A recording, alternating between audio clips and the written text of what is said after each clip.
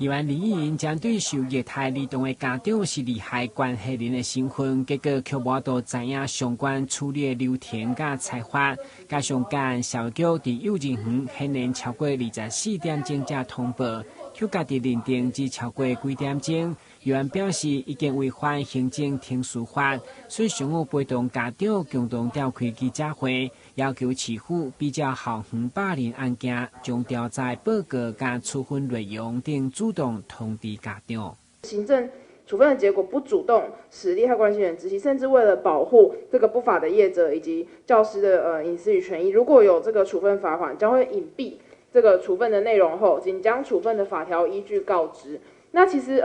按照这个规定啊，是应该要主动将书面的行政处分送达相对人以及就是已知的利害关系人，也就是家长。但是在我们现在的做法上，我们并没有看到这一点。我们会要召开一个刑裁委员会，里面是有3位专家学者，都是儿保跟法律的专家，那他们依照比例原则去裁罚出来的。那这个新裁罚幼儿园也被我们裁罚，相关的裁罚金额跟细节，待会我们同仁会再做进一步的说明。那有关刚才议员有提到说这个整个流程没有让家长知道，我觉得这是我们的行政流程而后必须要去修改的地方。因为行政处分在同仁的观念里面，行政处分是给相对人，就是我们裁罚的那个幼儿园跟老师，我们就是把它给相对人，但是并没有给家长。这个部分我们可以回去再